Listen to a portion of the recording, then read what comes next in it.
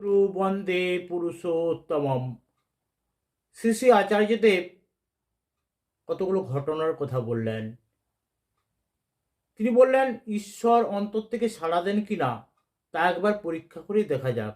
কতবার কতভাবেই তো পরীক্ষা করেছে মানুষ।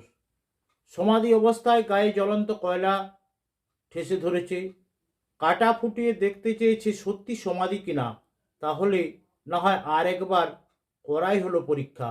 আমি বলছি, কখনো একবার 48 ঘন্টার জন্য মনটাকে বর্তমানে স্থির রেখে অবিরাম নাম করে দেখুন তো। নাম করুন আর ভিতর থেকে হুঙ্কার দিয়ে বলুন, ঠাকুর আমি তোমাকে ভালোবাসি। একবার করে দেখুন। আমি নিজে দায়িত্ব নিয়ে আপনাদের বলছি, 48 ঘন্টা পর আপনি অনুভব করবেন আপনি আর আপনি নেই। আপনার ভিতর থেকে ঠাকুর কথা বলছেন। আপনি নিজের ভিতর ঠাকুরকে দেখতে পাবেন, তাকে শুনতে পাবেন। এই গোটা জগৎটা তার সম্পূর্ণ অন্য রূপে ধরা দেবে আপনার কাছে।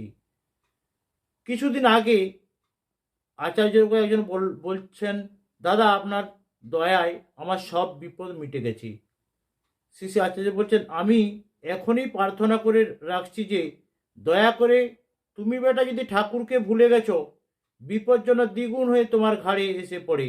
ঠাকুর তো দয়াময়, তিনি তোমার ক্ষমা করবেন। কিন্তু আমি ওই হনুমানের লেজের মতো লোম দিয়ে যদি বানানো হয় তাহলে তোমায় আমি দহন করব, কিন্তু কিছুতেই তোমার ঠাকুরকে ভুলতে দেব না। চূড়ান্ত মধ্যবিত্ত যুবক, তার পরিবার তাকে ছেড়ে চলে গেছে, চাকরি গেছে, অস্তিত্ব বিপন্ন হয়ে পড়েছে। সে এসেছে আমার কাছে। আমি একটু রসিকতা করে তাকে বললাম, তুমি তো দর্জিতিমুনির মতো রে। মদের বিক্রি থেকে আমাদের দেশের কি বিরাট একটা আয় হয় জানিস? তাহলে তুই নিজের জীবন বিপন্ন করে মদ কিনে গিলে তো আখের দেশের সম্পদ বৃদ্ধি করেছিস। যাই হোক, তারপর ছেলেটি যে অঞ্চল থেকে এসেছিল সেখানকার কর্মীদের সঙ্গে যোগাযোগ করে তাকে ওখানে আবার ফেরত পাঠিয়ে দিলাম। সেই কর্মীরা বললেন কি, ওই ছেলেটি রোজ তাদের সঙ্গে টেনে টেনে দীক্ষাপত্রের কাজ নিয়ে যেতে শুরু করলেন। কিছুদিন মধ্যে তার নিজের নেশা ধরে গেল, যাজনের মদের নেশা ছুটে গেল। সে এখন ঠাকুরের কাজ করে ক্রমে একদিন তার খোয়ানো চাকরিও ফিরে এলো। আমি বললাম, এখনো পূর্ণ হয়নি, ওর বউ বাচ্চাকে বুঝিয়ে রাজি করিয়ে ফিরিয়ে এনো, গল্পটা নিটোল হয়ে যাক। এটাই ঠাকুরের দয়ায়। আজ থেকে শতবর্ষ আগের কথা। ঠাকুর একদিন রোগী দেখছিলেন, হঠাৎই উঠে পড়ে দিলেন দৌড়। দৌড়ে দৌড়ে এক বাড়িতে পৌঁছে দরজায় ধাক্কা দিতে লাগলেন বেকুল হয়ে। বাড়ির ভিতর থেকে বেরিয়ে এলো উদ্ভ্রান্ত এক মানুষ। সেই ব্যক্তি তখন আত্মহত্যা করতে চলেছে। অল্প বয়সে পত্নী বিয়োগ হয় তার, ঈশ্বর সাধনা মেলেনি তৃপ্তি, জীবনের সব গিয়েছে, বাঁচার ইচ্ছা আর নেই।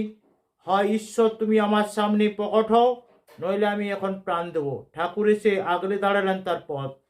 আকুল আবেগে তাকে আবার উজ্জীবিত করলেন তিনি। সেই ব্যক্তি তখন ভাবতে বসেছেন যে কেবল ঠাকুরই কেন ছুটে এলেন এখানে তাকে রক্ষা করতে।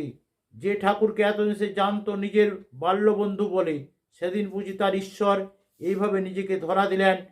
ঠাকুরের এই মানব সত্তাকে আজ 100 বছর পরের ঘটনা। দীক্ষাপত্রের কাজে বেরানোর কর্মীদের একটি দল এসে বাড়ির দরজায় গিয়ে এরকম করাঘাত করলে দরজা খুলে বেরিয়ে মহিলা, যিনি কিনা চরম সাংসারিক হতাশায় ডুবে ওই দিন ওই সময় আত্মহত্যা করতে চলেছিলেন। কর্মীদের যাজনে তিনি নতুন প্রাণ পেলেন, ইষ্টবিধি শুরু করলেন।